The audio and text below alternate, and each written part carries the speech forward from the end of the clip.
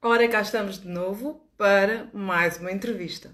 E é a segunda sessão que vamos ter com, portanto, a ideologia, digamos assim, a melhor forma de o dizer, do Partido Chega. Lá está.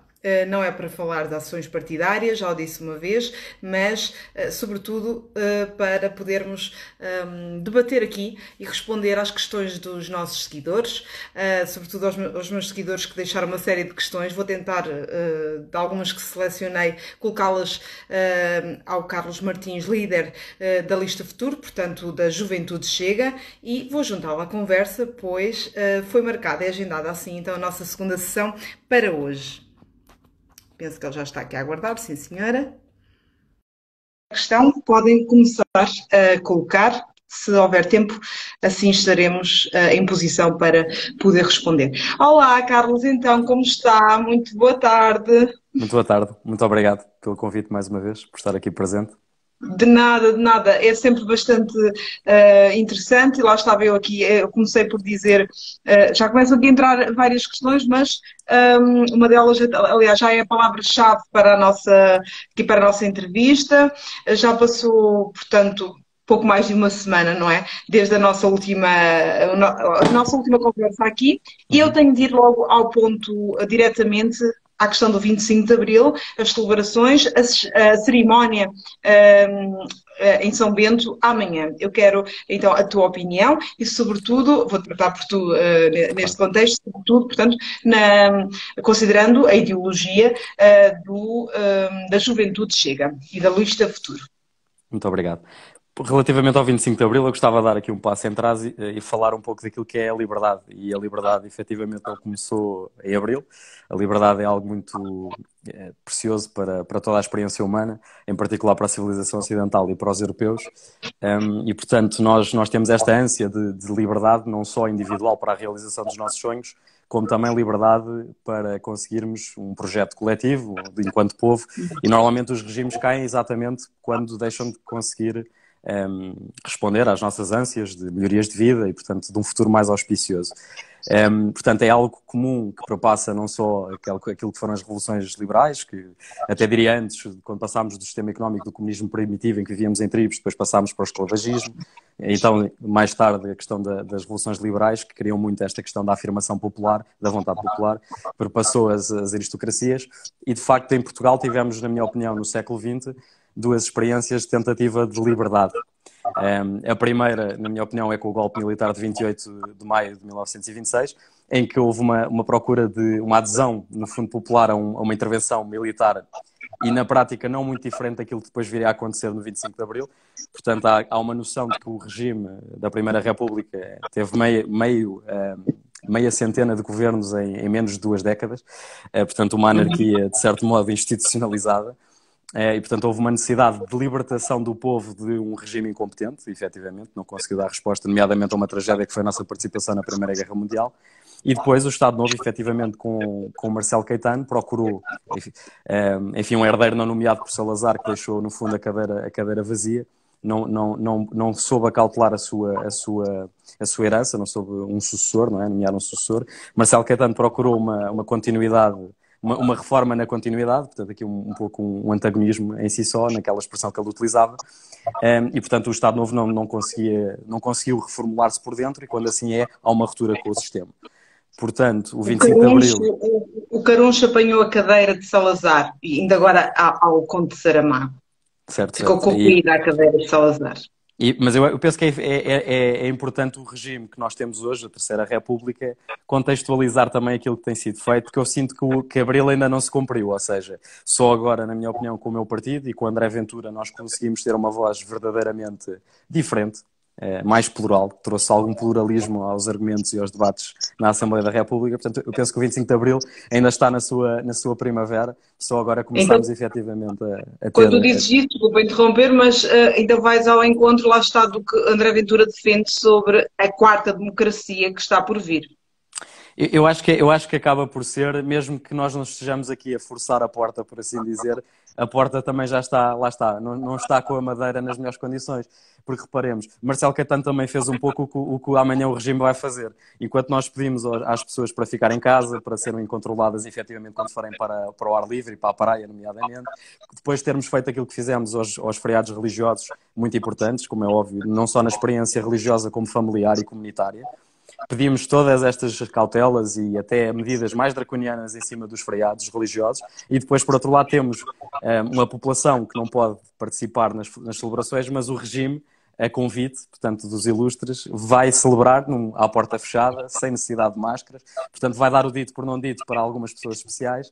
E Marcelo Caetano tinha feito isto também antes do 25 de Abril, ou seja, chamou as grandes patentes das Forças Armadas para irem ao Parlamento, para prestarem fidelidade ao governo e à União Nacional, e poucos meses depois sucedeu-se o que sucedeu, com a participação, obviamente, das patentes mais baixas, com a questão a polémica dos militares milicianos. Portanto, é engraçado que, como acaba por se repetir a história, ou neste caso rimar, e eu penso que o regime está condenado a ter que se reformular porque não se foi adequando efetivamente àquilo que é a nossa ânsia de melhoramento de vida e nós conseguirmos um futuro próspero e não estarmos agarrados a este fatalismo de que as coisas não podem ser melhores, é o que temos e temos que nos resignar. Não acredito nisso. Portanto, é notória a vossa opinião, quando digo vossa, portanto, da lista Futuro, em relação a uma posição negativa e de tentar enfrentar de outra forma esta cerimónia que vai ser, de facto, realizada, como dizes, e bem à porta fechada. Achas que podemos incorrer em algum tipo de aglomerados em forma de motins por parte das pessoas, já que há algum desrespeito, segundo o que dizias, o que as pessoas podem, e realmente o que vamos vendo nas notícias, por parte de diferentes posições partidárias, que acreditam que há algum desrespeito porque o que foi pedido aos portugueses, sobretudo na altura da Páscoa, isto porque foi o último momento mais decisório para sairmos ou não podíamos sair, continuamos sem poder sair, a liberdade mantém-se, não é porque a tínhamos de comemorar desta forma.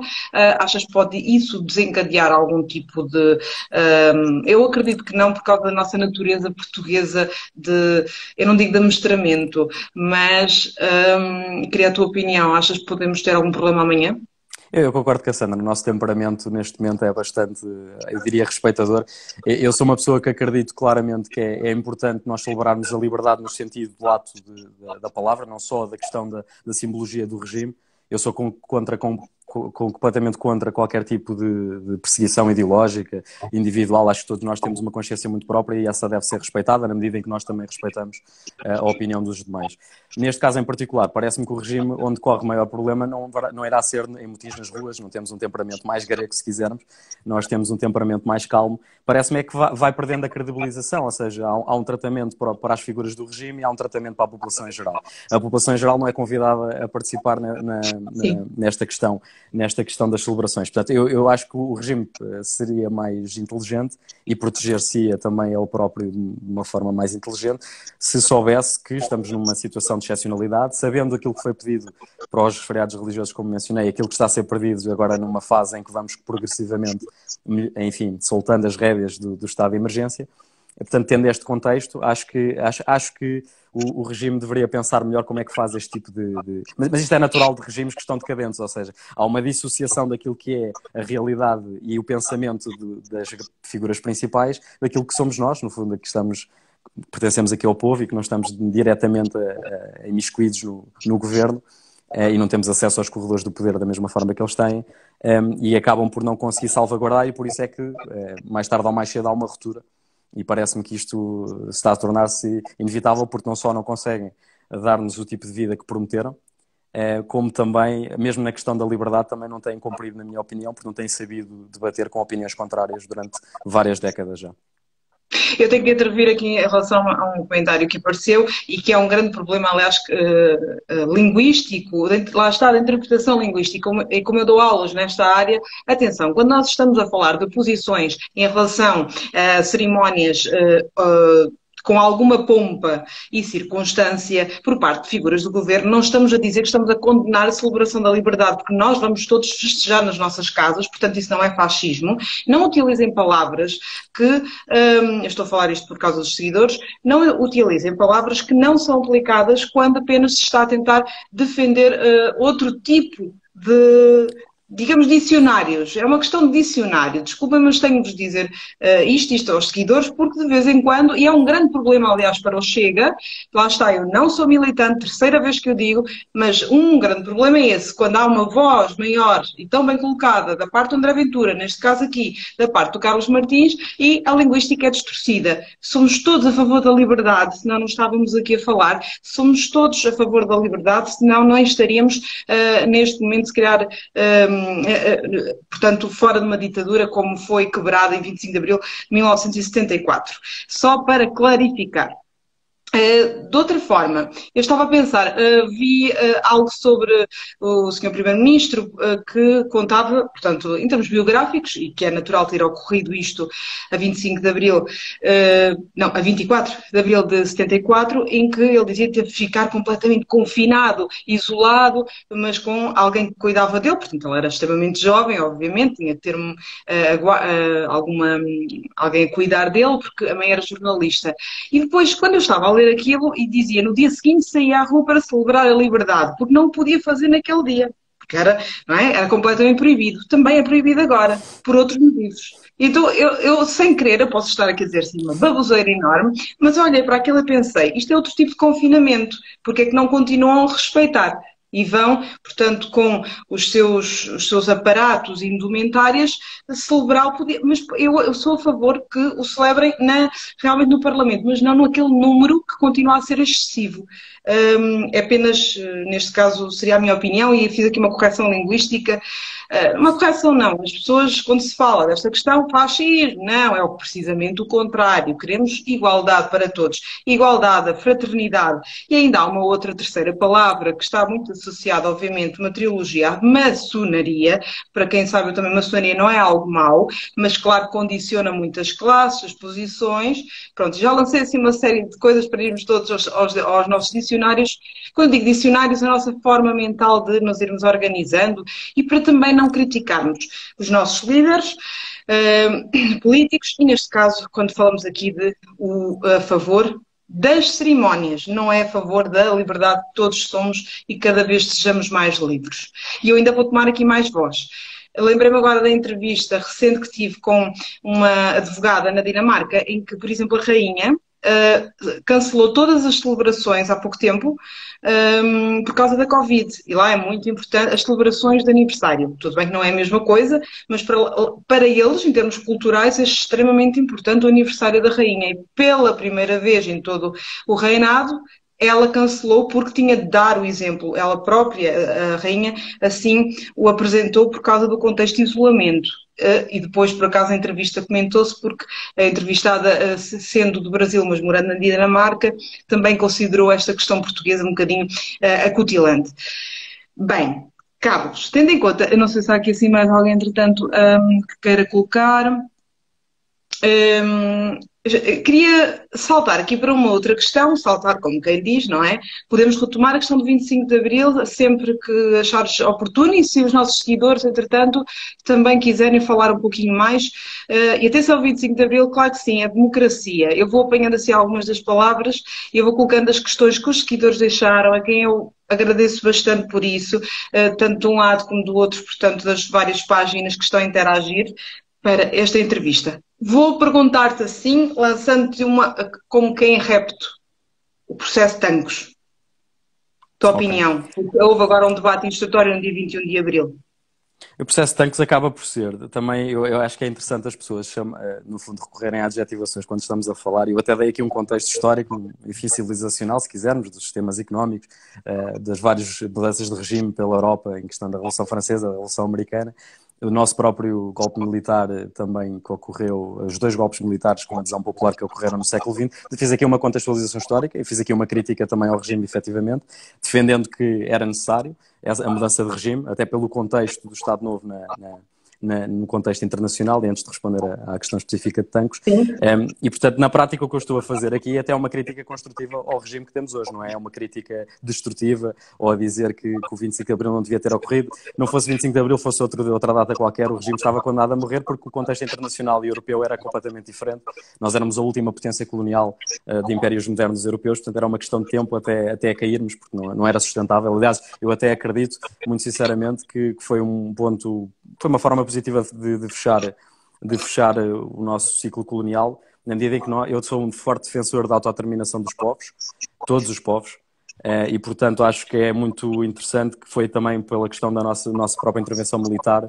Não foi uma guerra perdida contra os nativos daqueles lugares, foi no fundo uma dissonância que existia interna em que a coisa já não poderia suster-se da mesma forma. E, portanto, eu sou um grande defensor da autodeterminação dos povos, portanto, não é aqui uma crítica àquilo que aconteceu, é simplesmente uma contextualização histórica e uma crítica construtiva ao regime. O Tancos é mais uma imagem daquilo que nós temos tido, ou seja, nós passámos já aqui vários largos meses em que não houve qualquer tipo de capacidade de percebermos o que é que se passava. Tivemos assim como aqui no Corona, uma dificuldade muito grande em perceber o que é que estava aqui a acontecer. O regime, mais uma vez, demonstra que não tem capacidade para dar resposta a situações que nem sequer deviam ter ocorrido. E, portanto, mais uma vez, parece-me que colocamos, como sempre, na justiça e na morosidade da justiça, que não é justiça nenhuma, como é óbvio, tem que haver decisões atempadas para conseguirmos almejar algum tipo de justiça. E há sempre aqui uma questão muito interessante, que é os timings das decisões. Nós vemos várias vezes decisões que são tomadas e questões polémicas que são tomadas em tempos em que há muito ruído na sociedade. Até parece, ou seja, tentando enfiar por baixo do tapete tópicos difíceis, no fundo para sonegar mais ou menos o impacto que poderemos ter.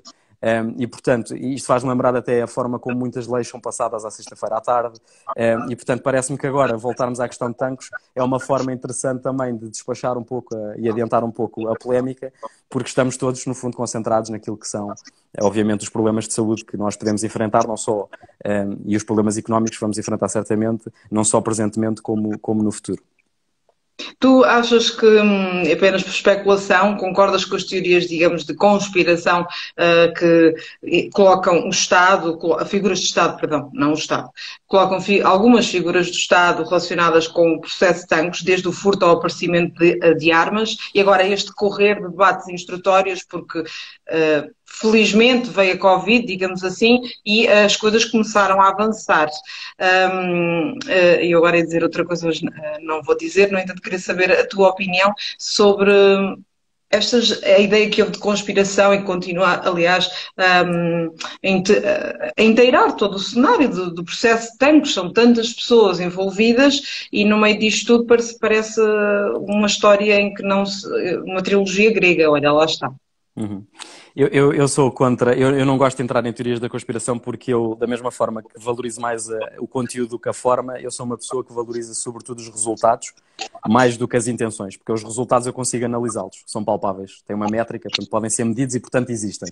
A questão das intenções é pura especulação e eu não tenho essa capacidade de interpretação e de entrar na mente das pessoas, portanto, sinceramente, eu não sei se existirá ou não. De facto, eu reconheço, é um padrão relativamente a uma série de casos difíceis, nomeadamente com o Rui Pinto, que também agora teve um desenvolvimento importante no seio do Covid. Ou seja, há aqui um padrão em Portugal, de facto, não só de morosidade para tomar as decisões difíceis, nomeadamente na questão da justiça, devia ser completamente independente do poder executivo, e, portanto, o que eu vejo é que na sociedade portuguesa, sempre que há algo mais chato para o regime, há aqui uma coincidência de que, de facto, sempre que há algo que cria ruído e conseguimos sonegar um pouco o debate e a análise mais limpa sobre estes fenómenos, acaba por acontecer o que temos aqui. Portanto, acima de tudo, eu não vou dizer se há ou não há, não faço a mínima ideia, sinceramente, se há aqui intervenção. Agora, o que eu vejo é que o regime, isto é mais uma crítica construtiva ao regime, deviam ser mais lúcidos, não só a questão da justiça, que eu tenho dito que é impossível haver justiça se não houver decisões tomadas corretas, de forma correta, mas também atempadamente. E, portanto, isto é uma crítica que eu faço, e depois é o timing que normalmente acontece, em que ou deixamos isto escorrer ao longo do tempo e as pessoas já nem têm interesse, porque aquele assunto vai se desgastando ao longo do tempo, ou então aparecem estas circunstâncias que efetivamente causam muito ruído, e naturalmente, porque estamos todos preocupados com esta questão da saúde pública, mas depois vão havendo novos desenvolvimentos, e, portanto, nós não estamos necessariamente a olhar para estes tópicos importantes, como é o caso de Tancos, como é o caso do Rui Pinto, que de facto ferem de morte, diria, a legitimidade e a capacidade que o regime tem de lidar com a nossa proteção, de lidar com corrupção que existe eventualmente no Estado, no caso do Rui Pinto, mais uma vez. Portanto, há aqui um padrão. Rui Pinto é um processo que me interessa, assim, sobremaneira. E porque falavas em morte, isto parece de repente assim uma coisa toda muito obscura. Alguém perguntava sobre a vossa opinião, portanto, perguntando a ti enquanto líder da lista Futuro, da Juventude Chega, eu acho que digo bem esta parte da terminologia, não é? Porque vocês têm um nome muito comprido. Pena de morte. Concordas? Qual é a tua opinião?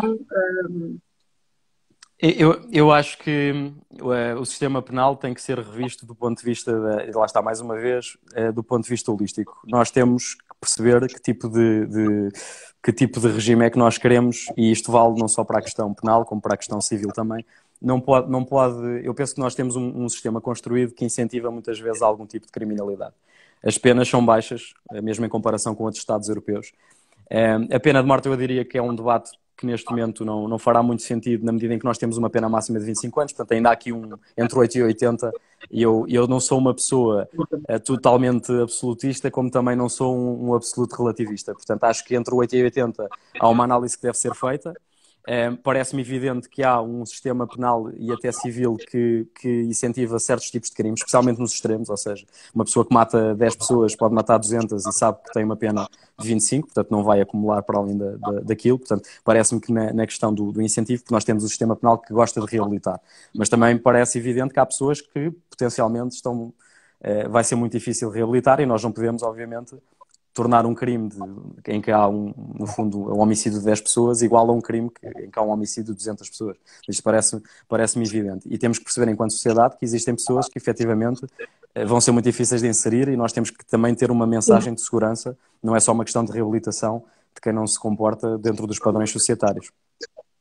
Na verdade, a questão da reinserção social dos reclusos é um grande problema. Imaginando-se, então, neste caso, em que se teve que fazer uma não reinserção, mas uma libertação de muitos reclusos à pressa, sem um programa que eu não acredito. Eu sei que há os educadores, como dizem, com formação em psicologia na prisão, mas não há o suficiente, e nós temos tão bons psicólogos a necessitarem e que se interessariam, obviamente, pela parte mais forense, mas que não houve acompanhamento, e se houvesse acompanhamento sempre, e a que todos os reclusos fossem obrigados, pelo menos, a se submeter durante o seu processo, desde que entram após uma preventiva. Eu acredito que até esta questão da libertação dos reclusos fizesse alguma lógica, mas isto sou eu aqui a fabular. Vou passar para outra questão, portanto, a questão da opinião sobre a pena de morte era de um seguidor. Atenção, não era uma questão minha, nem passa pela cabeça, mas perguntava-se, achei curioso a esta altura, a relação da Juventude, portanto, da lista Futuro, com o partido Chega. Nós, neste momento, divergências, perguntava-se sobre isto, mais que uma pessoa. Não, nós temos uma boa relação com o partido, ainda que nós, sinceramente, até em comunicação com a lista concorrente neste momento, nós o que dissemos é que vamos ter eleições que são independentes de interferência partidária, ou seja, vamos deixar aos jovens que têm afinidade, obviamente, com o Chega, e muitos militantes abaixo dos 31 anos, que efetivamente querem ter um projeto dentro de uma juventude, como têm muitos outros partidos, à exceção do Bloco de Esquerda, salvo erro, dentro daquilo que é a realidade da Assembleia da República. Nós temos boa relação, obviamente, com elementos do partido, mas nós vamos ter, obviamente, propostas que são nossas, que obviamente há aqui uma linha condutora muito forte e em que nos revemos claramente, sobretudo no espírito de missão de André Ventura ter feito, na minha opinião, um trabalho excepcional. Não só ter a capacidade de romper com o discurso, como entrar pelo Parlamento adentro e finalmente termos lá uma voz que efetivamente enriquece o debate, mas nós vamos ter, obviamente, as nossas posições, nós vamos ter propostas que nós vamos tentar, nomeadamente, ajudar o partido. Eu sempre disse isto da minha lista, nós queremos ser uma força benigna dentro do partido, no sentido de promover um debate instrutivo, inovador, mas profundo sobre as grandes questões, e nunca como aconteceu noutros partidos, criarmos algum tipo de dificuldades ao partido. Isso para nós não há hipótese nenhuma. Somos perfeitamente leais, tanto àquilo que o André tem feito, como ao partido no seu todo, e apenas tenho tudo bom a dizer sobre as pessoas que têm falado connosco, e tem sido um debate instrutivo, e um debate, eu penso que, no fundo, com sinergias positivas para ambos.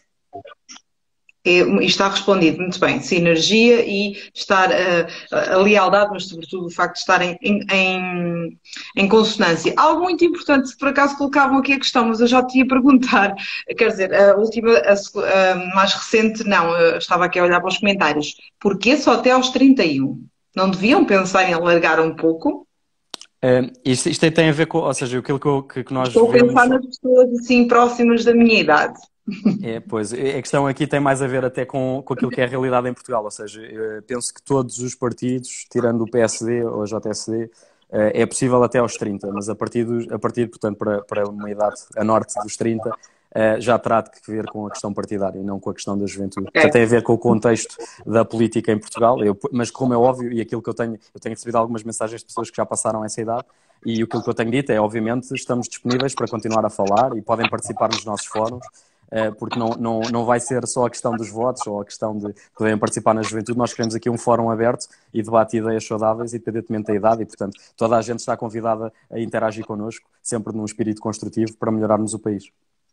E nós, na outra entrevista, já tínhamos falado sobre como as pessoas podem aceder e aderir portanto, à lista futuro, o que podem esperar dela, portanto, não vamos voltar a isso, mas só talvez reiterar uma questão, porque foi colocada: qual o perfil das pessoas dos militantes, digamos assim, se é que se pode dizer. Eu não sou uma especialista em ciências políticas, portanto, qual é o perfil das pessoas da lista futuro? É muito curioso quando as pessoas que falam de diversidade e de liberdade de pensamento. Eu diria que o Chega, neste momento, nas nossas juventudes, nós temos a maior diversidade de pensamento dentro das juventudes. Porque, precisamente, na prática, aquilo que nós queremos criar aqui, e vou-me repetir um pouco relativamente à nossa entrevista, Sandra, mas penso que é importante neste contexto, que é... Isto é uma juventude que nós queremos criar, no fundo, um safe environment para que todos os argumentos possam ser colocados de forma responsável, desde que seja com o espírito de missão de melhorar o país.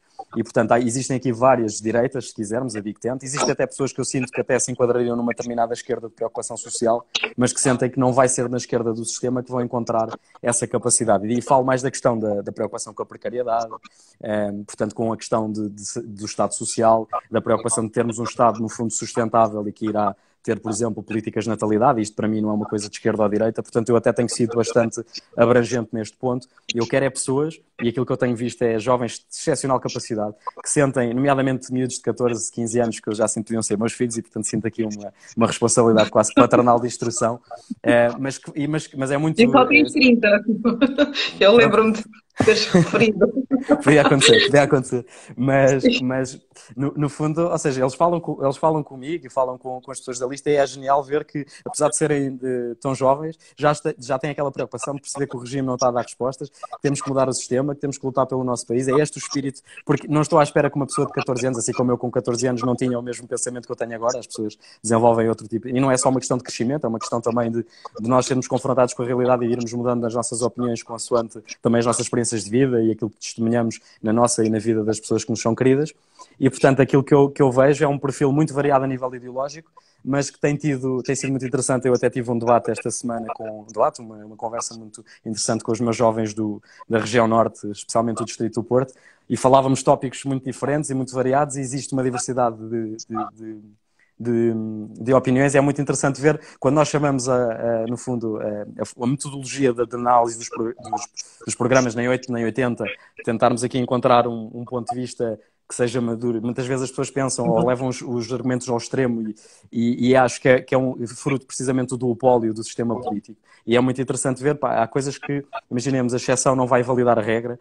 Neste caso, muitas vezes eu nem falo em regras, falo em princípios. Portanto, o princípio é algo que nos vai guiar, mas existem sempre, a realidade é muito complexa, não vamos conseguir, de forma exaustiva, numerar todas as exceções. Portanto, temos que ter sentido crítico para analisar as questões. E, portanto, é muito interessante ver como já houve, e o feedback que eu tenho tido, há um enriquecimento do debate e as pessoas dizerem que tinham uma posição muito vincada numa determinada proposta e já pensam de outra forma, já conseguiram sair daquele paradigma. É isto mesmo que eu quero fazer e que a minha lista quer fazer com pessoas de excepcional qualidade que eu tenho ao meu lado, é oferecer aos jovens um patamar de elevação do discurso. E deixe-me só dizer também que é muito curioso e é de certo modo preocupante, mas ao mesmo tempo também me revitaliza um pouco as energias também para este projeto, que é ter miúdos de 14 ou 15 anos que chegam, no fundo, ao partido e à juventude em particular, e que me dizem que não sentem que na escola consigam ter um debate construtivo com os colegas e com as professoras sem que comecem a ser adjetivados, como nós vimos até no início aqui da nossa conversa. E é muito triste que na escola, que deveria ser exatamente o espírito de abertura de pensamento, que os miúdos sintam que têm que, no fundo, encontrar aqui uma juventude que nós queremos ser, que é um bastião da defesa, de facto, da expressão, da livre expressão, efetivamente, e concretizar, apesar das pessoas não perceberem, concretizar efetivamente o espírito de Abril, para as pessoas poderem debater de forma responsável. E preocupa-me muito que seja a realidade de muitos dos nossos jovens que não sintam liberdade para, na escola, de ter argumentos diferentes daquilo que são os seus professores e depois os colegas acabarem por, quase por repetição da comunicação social e dos próprios professores, que no fundo hierarquicamente são superiores, no fundo anularem o debate e aniquilarem o debate, ao invés de fazerem o contrário e estimularem.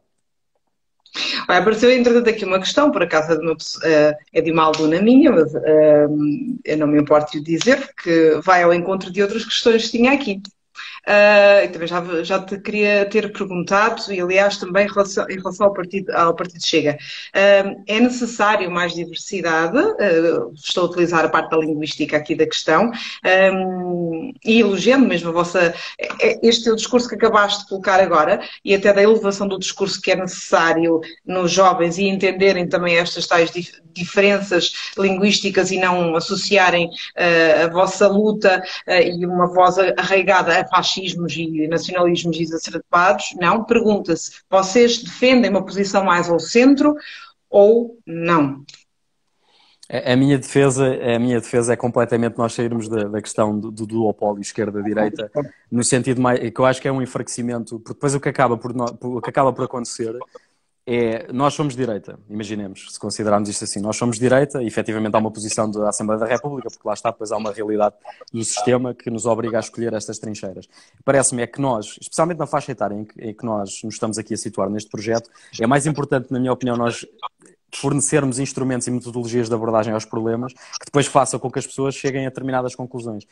Eu não tenho que ser completamente contra o aborto ou completamente a favor do aborto. Eu não tenho que ser completamente a favor da proibição das drogas leves ou completamente a favor da liberalização e da normalização das drogas leves. Isto não é uma questão, nomeadamente as taxas de natalidade, que é uma coisa que me preocupa. A construção da família não é uma questão de direita ou esquerda, é uma questão de bom senso, é uma questão de sustentabilidade.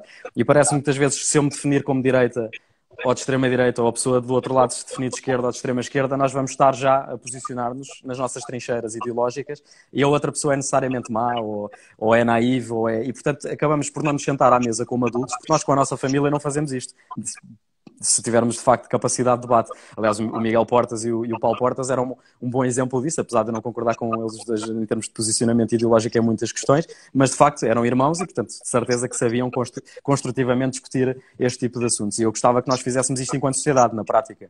A nossa família é o que é, depois nós temos um prolongamento familiar que são o agregado de todas as famílias que compõem a sociedade, e era importante que nós tivéssemos uma noção que estamos todos no mesmo barco, estamos todos preocupados, e é engraçado porque a malta da esquerda e a malta da direita acha que têm as respostas para tudo e as melhores respostas, mas têm em comum exatamente essa preocupação. Portanto, eu não gosto de cair em manicaísmos e em polarizações que eu acho que não fazem sentido. Eu gostava de sair e de elevar o debate nessa questão. Portanto, não gosto também do centro, porque na prática é uma não resposta, e ainda que possam considerar esta minha questão de sair do duopólio uma fuga à questão, e efetivamente não é, porque existe um lugar no Parlamento que está direcionado e que eu tenho plena consciência que o André vai conseguir que se multiplique por vários assentos, mas de facto eu acho que é importante, especialmente para a idade dos jovens, estou mais preocupado em lhes dar formação de filosofia política, de análise estatística, de conhecimento histórico, do que propriamente dizer agora vocês são direita, portanto vistam a camisola sempre, vamos estar sempre certos. Isto não é um clube de futebol, isto não é uma religião, isto é sentido crítico e deve ser construtivo ao máximo. Ok. Aliás, usavas a referência ao barco, eu agora aproveito como metáfora. Nós precisamos, para equilibrar um barco, sempre estar num lado, no outro, não exclusivamente só num lado ou no outro, porque as marés vão mudando. E se talvez se usarmos esta metáfora, possamos então entender porque é que o Carlos nos referiu que também não é a favor de um centro por ser algo muito neutro, e então é como se fosse um chamado ângulo morto também, em que nada se vê, pouco se faz. Mas, tendo em conta isso, referiste, entretanto, passou por aí pelo teu discurso o aborto, e houve questões também que se colocavam sobre portanto, a tua opinião em relação à penalização do aborto, portanto, voltar a haver penalização passados tantos anos, ou que tipo de penalização? A tua opinião face a isso? Eu aqui continuo com a mesma lógica que eu falava da pena de morte. Eu não tenho necessariamente que ir, lá está, aos extremos para contrapor aquilo que nós temos hoje. Da mesma forma que eu falava do sistema penal demasiado leve, e que acaba por, especialmente no caso extremo, de compensar mais crime quando chega a um determinado patamar, eu aqui na questão do aborto eu penso que é muito importante nós tomarmos noção de quais é que são as reais proporções da normalização do aborto enquanto comportamento. Eu estive a analisar em 2017, apenas cerca de 1% dos abortos tinham um fundamento em violações. E mesmo que nós considerarmos que, obviamente, infelizmente, poderá haver casos em que houve violação e não houve depois, por uma questão de anonimato que se percebe perfeitamente, não houve da declaração de que existiu, portanto, que a origem da gravidez foi ocasionada, no fundo, por uma violação e um crime gravíssimo. E mesmo que considerássemos 3 ou 5 vezes mais este valor, e portanto chegaremos ali aos 3, 5% a fundamentar o aborto, nós temos 95% de casos que não se enquadram nesta exceção, e mesmo que considerarmos outras exceções, temos claramente uma larga maioria que não se enquadra nestas exceções. E também se considerarmos que o aborto, se não houver interferência externa, em princípio, portanto, quando há uma gravidez, irá desenvolver na criação de uma vida, o aborto é uma das causas principais de morte em Portugal. Se considerarmos, e sem entrar aqui na questão ética e na questão biológica. Só apenas com esta questão da não interferência humana haverá a criação de vida. Portanto, é preciso ter noção da proporção que isto tem. E não pode, na minha opinião, custar mais ou menos o mesmo um aborto e a pílula do dia seguinte. Temos que fazer uma questão, mais uma vez, de educação. Isto é um caso de exceção, isto é um caso que temos que ter responsabilidade. No fundo, eu acredito muito na liberdade individual de tomada de decisão, mas associada a essa liberdade individual tem que haver também responsabilidade. E, portanto, sobre esta questão do aborto, eu acho que não temos falado muito desde a despenalização, mais do que a questão da proibição, que eu tenho mesmo na questão das drogas e tudo mais. Antes de falarmos em questões de penalizações, eu acredito no bom senso das pessoas e acredito que tem que haver um discurso construtivo.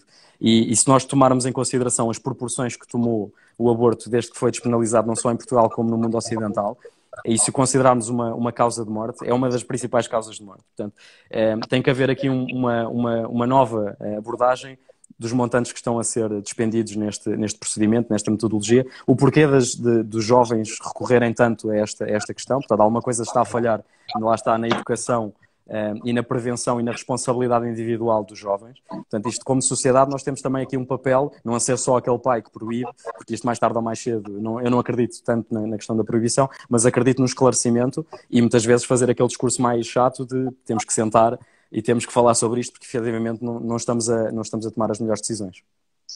Ok, alguém parecia aqui um espectador atento, digamos assim, porque eu também coloquei esta questão, os seguidores, ao André Ventura e o que ele dizia, mas também apoiado pela posição religiosa que admitiu, que é um pouco mais representativa da maioria dos portugueses, portanto cristã, católica, mas não se falando aqui, só incendei uma série de comentários da parte religiosa, estamos todos unidos todas as religiões são válidas, as ações é que não são. E ele dizia que, no entanto, não concordava que as mulheres pudessem ser totalmente, não sei na altura como é que foi o discurso, a resposta, mas os crimes para as mulheres por cometerem um aborto era algo a ser verificado e relevado, porque não era isso que ele defendia, embora ele seja contra o aborto. E então alguém por acaso disse muito bem que o André já tinha respondido sobre isto, e também eu percebo que eu lembro-me de teres dito na última sessão, por exemplo, és a favor, obviamente, de uma família numerosa, e naturalmente eu sei, percebe-se a tua posição. E depois há outra questão, que é a educação da natalidade. Nós também falámos disso em outra entrevista. Não vamos, foi outra das questões desta vez, dos seguidores, eu não vou colocar de novo, sobre como é que é possível aumentar as taxas de natalidade. Tivemos, portanto, um período de tempo na outra entrevista sobre isso. Algumas das questões, aliás, já foram respondidas na outra entrevista. Eu ia passar agora para outras questões que me preocupam por serem colocadas, que é a questão da imigração dos refugiados em Portugal como indesejados. Eu tenho uma opinião própria em relação a isso, mas porque todos têm direito a passar fronteiras. Eu sei que nós temos que cuidar primeiro dos nossos, recordo-me bem da tua linguagem sobre isso, também da do Andréa, mas eu penso que as pessoas por vezes não entendem muito bem quando se tenta evitar ou fechar um pouco as fronteiras. E há pessoas que realmente não concordam com a imigração, portanto, pessoas a imigração no sentido ou seja, pessoas que entram em Portugal por causa do emprego para os mais jovens. As questões andavam um pouco à volta disto, tentei resumir isto numa só questão agora. Correto. E não deixa de ser interessante que, ao mesmo tempo, temos a normalização de questões como o aborto e da eutanásia. Temos uma política de imigração que eu, sinceramente, eu não consigo considerar política. Porque eu certamente compreendo a ânsia de melhoramento de vida, porque também já o fui, também já tive essa questão. Todavia, nós, enquanto povo, temos uma dimensão demográfica que é a que temos. E parece-me interessante que, por exemplo, os Estados Unidos, o Canadá, mesmo a Alemanha, tenham moratórias para a imigração numa altura como o Covid. E Portugal, pelo contrário, nós estamos a receber a utilização da comunicação social é refugiados, mas eu tenho dificuldade em, efetivamente, considerar que pessoas que venham da Costa do Marfim sejam refugiados. Ou seja, temos que distinguir aqui, em primeiro lugar, o que é que são imigrantes e o que é que são refugiados. Depois também temos que perceber que nós estamos, neste momento, a viver um estado de exceção pelas questões de saúde pública, e há estados muito fortes, como a Alemanha, como o Canadá, como os Estados Unidos, como eu disse, que aplicaram moratórias à imigração.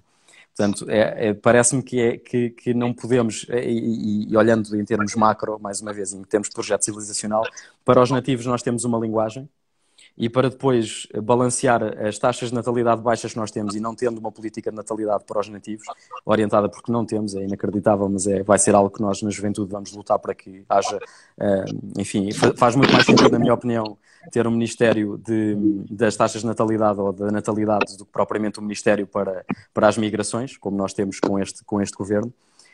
E, portanto, é importante, na minha opinião, nós percebermos o seu todo, ou seja, nós temos uma política de natalidade inexistente em Portugal, por outro lado temos uma política de anarquia nas fronteiras para compensar a ausência de natalidade em Portugal. Portanto, é preciso ligar os dois pontos, para mim não estão dissociados. E como é óbvio, eu nunca pessoalizo as críticas, ou seja, isto é uma crítica que eu faço a nós enquanto povo, nós temos que pensar como é que queremos como é que nós queremos que o nosso país evolua no futuro. E eu, tendo vivido em Londres, tendo vivido nos Estados Unidos, as políticas de imigração têm um impacto tremendo na forma como nós vivemos e na forma como nós depois vamos reconhecer ou não as nossas próprias cidades.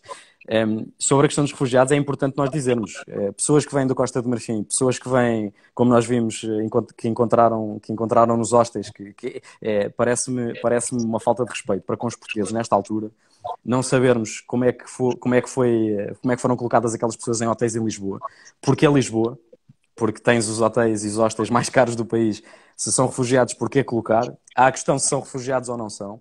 Portanto, há aqui uma série de questões, e não é uma questão de pessoalizar e de não querer as pessoas e colocar a tónica de crítica e negativa nas pessoas que imigram. É uma questão de nós percebermos, enquanto povo, nós não temos uma política de imigração responsável. Temos que olhar para Londres e Paris, que nos últimos 50 anos mudaram drasticamente, e nós temos o direito, na minha opinião, de nós vermos esses exemplos e dizermos que isto vai alterar substancialmente o nosso modo de estar, e nós queremos falar sobre isto, independentemente de haver pessoas que concordem ou discordem. Nós temos que falar sobre isto, porque é o futuro dos nossos filhos, mais do que os nossos, mais do que nós, que não estão cá, que vão ser no fundo, vão encontrar uma realidade completamente diferente daquela que nós encontramos. E era uma cobardia, na minha opinião, não falar deste assunto com medo de adjetivações ou do que seja. Nós estamos a falar das pessoas, nós estamos a falar do futuro dos nossos filhos e o futuro do nosso país, porque se mudarmos drasticamente, aí deixe-me só dizer isto, nós tivemos uma política de naturalização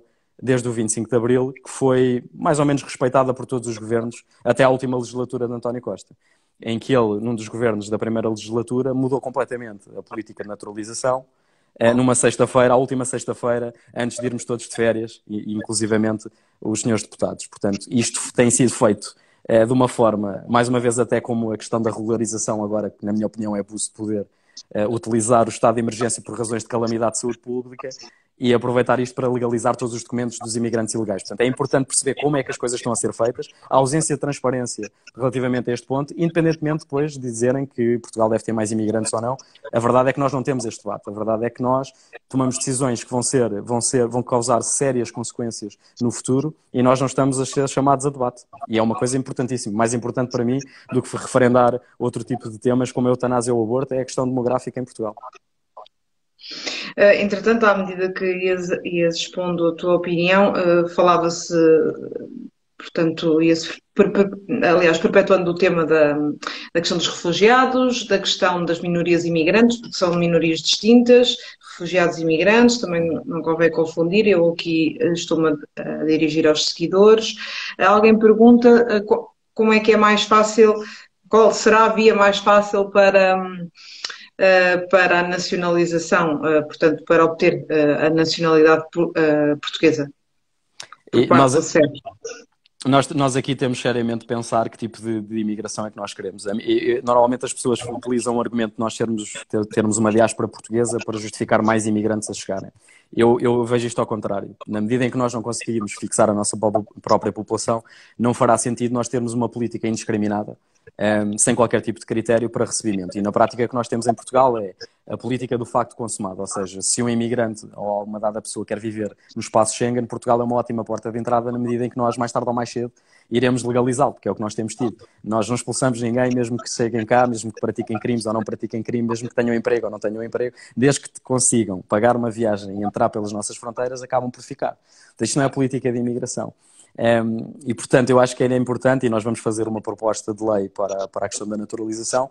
Faria muito mais sentido, na minha opinião, nós termos uma skilled migration, como tem a Austrália, por exemplo, tem um ranking de imigração, pessoas instruídas que vêm para setores prioritários para a nação.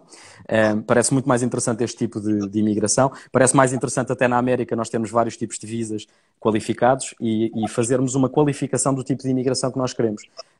E, portanto, nós vamos ter muitas propostas sobre este tópico, que nós não conseguimos aqui debater em profundidade, mas na altura, quando fizemos essa proposta, terei todo o gosto em debater e em contextualizar as nossas propostas. A ideia principal agora é, neste momento, parece-me que não temos qualquer tipo de critério, é esta política do facto consumado, já estão cá, não há nada a fazer. Eu repudio qualquer tipo de posição relativamente à imigração ou qualquer outro assunto é o que é. Para mim, nós temos de ter capacidade de tomar decisões sobre estes temas todos e nós temos, enquanto povo, capacidade e maturidade, e para isto é que fizemos o 25 de Abril, para tomar decisões importantes, nomeadamente sobre tópicos demográficos. Ora, muito bem, estava aqui a tentar. Vêm avalanche as questões. Atenção, quando nós estamos a falar do controlo ou as opiniões que tínhamos a falar, que estamos a colocar sobre, neste caso, o Carlos Martins da Juventude Chega, Lista Futuro, não estamos, obviamente, a dizer que não há imigração com I. Atenção, que aparece sempre aqui a imigração também com E. Não é esse o caso, não podemos ser, obviamente, cultivar xenofobia, não é esse o caso, por vezes também aparece esse tipo de acusação linguística, não é. Também aparecia outra vez a questão da posição religiosa do Chega, não se colocam esse tipo de questões, apenas porque, quando digo não se colocam, não é porque é proibido, atenção, é porque não tem lugar, cada um tem a sua religião e são todos, podem ser todos, portanto, apoiantes do Chega. Certo, Carlos? Estou a dizer isto certo. Não tem nada a ver com religião. E ninguém vai ser deportado por isso. Também parecia interessante esta questão aí.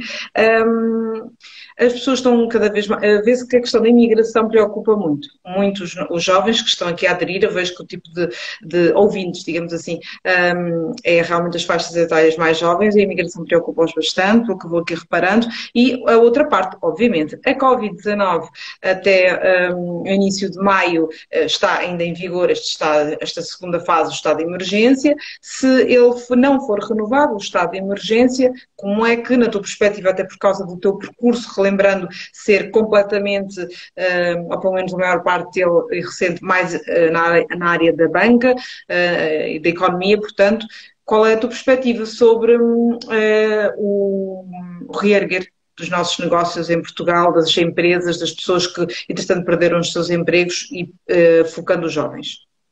Isto é uma questão, obviamente, extremamente preocupante, na medida em que houve aqui uma travagem artificial da economia, independentemente de nós acharmos que ela ia na melhor direção ou não, mas efetivamente isto vai causar, nomeadamente na questão da hotelaria, da restauração, um desemprego profundo, já o terá feito, inclusivamente, e portanto nós vamos ter vários meses em que há uma incerteza relativamente à nossa capacidade de recuperação. Eu penso que era importante, o mais rápido possível, o Governo, isto tem a ver também com a minha percepção daquilo que é a natureza do vírus, como eu disse na última conversa, não sou nenhum tipo de especialista em pandemias, mas parece-me que iremos ter mais tarde ou mais cedo um segundo surto. Portanto, eu espero que o Governo, neste tempo, tenha, obviamente, reforçado o Sistema Nacional de Saúde relativamente à capacidade de dar resposta a um acréscimo de doentes que virá eventualmente. Eu tinha analisado a gripe espanhola do século XX e o segundo surto foi bem maior do que o primeiro e efetivamente agora nós teremos a subida de temperaturas, portanto eventualmente poderemos ter aqui o estancar da doença, mas mais tarde ou mais cedo, outubro e novembro chegarão, portanto temos de estar conscientes que vamos provavelmente ter que lidar com o vírus, mesmo se conseguirmos uma vacina, se for, porque nós temos uma vacina para a gripe e, no entanto, nós todos os anos temos um surto. Portanto, apenas vai ser um reforço e uma forma de responder à doença. Sobre a questão da economia, eu acho que seria muito importante fazer aquela questão da integração dos grupos de risco menores, ou seja, pessoas mais jovens, sem problemas de sistema imunitário, o mais rápido possível, porque existe, de facto, uma série de economia, nomeadamente entretenimento, que cria muito emprego, e que vai provavelmente sofrer, mesmo sem qualquer tipo de restrição pública que existirá neste período transitório, mas mesmo sem ela, as pessoas por inércia muito provavelmente não vão aderir da mesma forma às discotecas, aos bares, e temos, por exemplo, no caso do Bairro Alto, se nós estivermos a fazer certo tipo de restrições, nós temos sítios do Bairro Alto que só terão lugar para uma ou duas pessoas lá dentro, não é? Portanto, não será possível manter pessoas na cozinha, pessoas no balcão, pessoas, portanto, a servir na sala, quando apenas restringimos a uma ou duas pessoas. Portanto, vamos ter que fazer aqui um compromisso, na minha opinião, temos que fazer aqui um meio termo entre aquilo que é a saúde pública e entre aquilo que é a economia, porque efetivamente as pessoas não morrem apenas de Covid, morrem de outro tipo de doenças também, e nós temos que perceber, se não houver economia, não vai haver forma de sustentar o Sistema Nacional de Saúde e, portanto, outras pessoas poderão não morrer de Covid, mas poderão morrer de outro tipo de doenças que vão surgindo, nomeadamente que são muito caras. E, portanto, se nós, ao longo do tempo, não conseguirmos fazer um melhoramento da economia e uma recuperação da economia de forma responsável, outras pessoas irão morrer de outro tipo de doenças. Então, isto é o tipo de discurso que eu gostava que os políticos tivessem de contextualização. Portanto, não apenas esta questão, este foco no Covid, que é obviamente grave, mas temos que ver a sociedade ao longo do tempo e como é que a economia, se declinar da forma como estão a dizer, como é que a economia pode depois criar problemas a mesmo às pessoas. E, claro, perdendo o emprego, as pessoas alimentam-se pior, têm mais depressões. Isto vai causar, na sua globalidade, uma diminuição de capacidade de melhoramento da saúde pública. Eu acredito muito na saúde preventiva, que as pessoas tenham uma boa nutrição, tenham uma boa alimentação, tenham uma boa disciplina desportiva. E, portanto, isto também é do foro psicológico. Obviamente, uma pessoa, ou imaginemos jovens que os dois tenham um ou dois filhos e percam o emprego nesta fase, vai ser muito complicado lidar com isto. Eu acho que a forma de lidar com este período transitório, a melhor forma de lidar com isto, foi o que já está a ser feito noutros países, nomeadamente nos Estados Unidos, e neste ponto eu até concordo com o que foi feito por Trump, que é o rendimento universal básico. Ou seja, ok. Havia uma questão sobre isso, já agora já fica respondida. Ótimo. Eu não concordo com este rendimento numa situação normal, mas acredito, lá está, guardar as balas para os sítios certos e para as ocasiões certas. Este é um caso em que eu acredito que seria melhor tirar a ansiedade das pessoas, não terem capacidade de pagar os juros, de pagar os empréstimos, de pagar o arrendamento, de ter acesso a um cabaz de alimentos adequado. Portanto, eu acho que seria muito interessante na Europa toda discutirmos esta questão, porque é uma situação excepcional. Houve muitas pessoas, nomeadamente do setor privado, que foram convidadas ou obrigadas pelo Estado a pararem a sua atividade.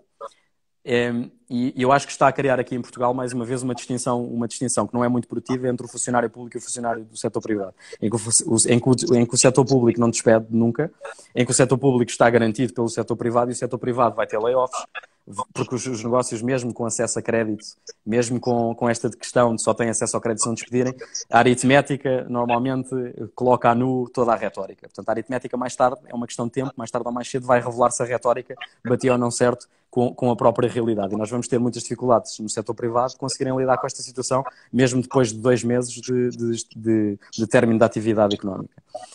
Portanto, eu penso que o UBI, a questão do rendimento social básico, para este caso em particular, é uma ótima solução para acabar com a ansiedade. Eu gostava aqui de fazer um ponto, também não estou a ver muitos políticos a falarem sobre isto. A forma como os bancos resolveram esta questão, na minha opinião, deve ser criticada, porque a banca sempre tem problemas, está lá o Estado para garantir a sua solvabilidade, nomeadamente em atividades de risco, como foi o caso do Novo Banco.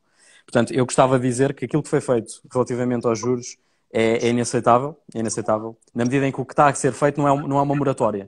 O que está a ser feito é todos os juros que neste caso o devedor, fique a protelar no futuro, vão ser capitalizados no principal do empréstimo. Ou seja, os juros futuros vão recair sobre os juros que não forem pagos agora. Em vez de ser uma moratória apenas para pagarmos mais tarde, vamos aumentar o valor do empréstimo. Não me faz qualquer tipo de sentido nesta altura, que foi basicamente ou seja, não é culpa do devedor que foi irresponsável, que deixou de ter, ou seja, há aqui um contexto de proteção da saúde pública, portanto uma responsabilidade individual perante o coletivo, com a qual eu concordo, mas depois os bancos, que normalmente até somos nós a garantir a sua solvabilidade quando têm comportamentos irresponsáveis, não conseguem aos particulares neste momento conceder de facto uma moratória verdadeira, ou seja, protelar efetivamente os juros enquanto juros, não enquanto valor que irá ser acrescentado ao empréstimo global, se me faço entender. Aqui alguém falava, entretanto, mais do que uma pessoa, de ser vergonhoso, utilizando as palavras que aqui havia, vergonhoso os aumentos na função pública. O que tens a dizer sobre isto? Eu penso que é importante. Eu sou uma pessoa que tem lutado contra a dicotomia Estado-indivíduo. Eu não acredito nesta questão do Estado bom, indivíduo mau, vice-versa. Eu acredito que tem que haver aqui um setor privado e tem que haver um setor público, mas de um Estado que seja objetivo e que não seja atrapalhão, que é que na prática o que nós temos, depois não dá resposta a estas crises. Não é? Parecia muito simples que, perante aquilo que é a ansiedade criada por este estado de emergência, que houvesse um rendimento básico a ser distribuído pela população, mas como existe um Estado trapalhão que gasta em tudo o que não devia e em tudo o que devia ao mesmo tempo e, portanto, não tem capacidade de aforro, depois não consegue dar resposta adequada. Agora, efetivamente, cria-se aqui na mente dos portugueses, e especialmente dos jovens, uma questão que é: será que eu quero ir para o setor privado no futuro quando surgirem este tipo de problemas?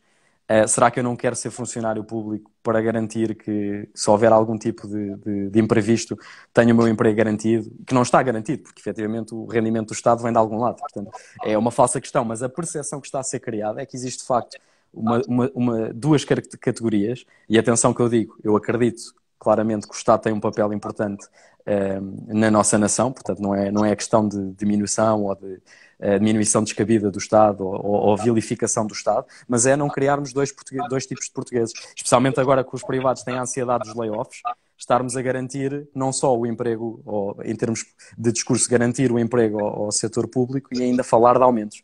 Parece-me perfeitamente descabido, concordo com o comentário. Muito bem. Entretanto, aqui falava-se, agora vou aqui mais à minha parte, eu até estou mais ligada ao privado, mas não me estou a sentir assustada porque estou no nível, enquanto professora universitária, isto sendo uma das minhas carreiras. Falava sobre os professores, de serem os mais de esquerda, de direita. Eu acho que não é propriamente lugar não é um mote para aqui e antes de criticarmos os professores das escolas, portanto, os níveis básico e secundário, sobretudo porque eu vi aqui um comentário, e apenas em reflexão, não vou criticar, mas que os nossos professores, talvez, portanto, o nosso sistema de educação, sobretudo no ensino secundário, seja dos piores da Europa. Recordem-se de algo, eu vou buscar isto, é uma das entrevistas que fiz com uma colega. Os professores portugueses fazem muitíssimo mais com os seus próprios recursos, os seus próprios computadores, a sua internet, para agora este e-learning ou telescola, são alvo muitas vezes de chacota nestes períodos de contingência e estão muito bem preparados e, no entanto, mal pagos. Eu refiro-me aos professores das escolas, não aos do ensino superior. Penso que aí não poderemos nos queixar propriamente, mas isto também para irmos, para os seguidores também sabem que estamos a ver os seus comentários. Peço a desculpa porque, dado o tempo, que eu nem sei quanto tempo passou até agora, mas não teremos muito mais e algumas questões foram sendo colocadas e não se consegue, portanto, ir atendendo a todas. Eu ia perguntar-te, quando falavas de futuro, havia uma questão muito interessante para ti. Carlos, onde é que tu, portanto, onde, como te vês daqui a 5 anos? Eu, neste momento, estando a Com cinco estruturar o minutos. futuro. Sim, sim, sim. Mas antes de responder essa questão, deixe-me frisar, eu Sim. acredito muito no papel dos professores e no papel da escola pública, nomeadamente, no secundário. E sempre que me perguntam sobre a universidade, eu tenho que falar sempre do secundário. Eu acho que o secundário deve ser reformado e não é claramente culpa dos professores o facto do nosso ensino não estar a ser melhor pensado. Tem a ver, na minha opinião, com o Ministério da Educação, da forma como os programas são feitos, da forma como temos demasiada carga letiva e pouca carga em casa para os alunos estudarem e absorverem os conteúdos. Eu As acredito em horas maior de trabalho. responsabilização. Uhum. Exatamente. Horas de Portanto, contacto, horas de trabalho, sim. exatamente. Concordo, portanto, que temos que trabalhar nós mesmos, ou seja, uma coisa é ouvir o professor a resolver a equação, outra coisa é ser eu confrontado com a equação e, portanto, isto vale para todas as disciplinas, ainda que na matemática acho que se torna ainda mais visível e perceptível. Portanto, concordo plenamente com a Sandra. Eu acho que nós temos profissionais excepcionais, não só na questão do ensino como em todo, mesmo a questão agora dos profissionais de saúde, que vemos que efetivamente não têm grandes condições para o trabalho que lhes é exigido. E parece-me que é uma questão de toda a sociedade que nós temos feito muito, com uma grande capacidade, temos dado resposta aos problemas com muito pouco. E isto tem a ver com uma questão, na minha opinião, dos nossos gestores políticos. Portanto, eu, se tivesse que dirigir o ponteiro a alguém em termos de responsabilidade, e onde nós temos claramente que fazer melhor, é na capacidade de gestão e pensarmos o ensino e a saúde no seu todo, num projeto civilizacional e com uma visão macro, como eu gosto de dizer. Na questão dos 5 anos, eu sinceramente, 20 profissionalmente, segundos. Daqui a 5 anos, segundo 5 aqui a anos. nossa entrevista, que vai terminar em cerca de 15 segundos. Daqui a 5 anos, onde estás? Carlos, e desde já, muito obrigada. A Voltamos ajudar, no próximo. a ajudar o país e a ajudar o partido naquilo que eu puder e a juventude. E muito obrigada à juventude e todos os outros que se juntaram aqui, jovens e não jovens. Muito obrigada mesmo. Obrigada, Carlos.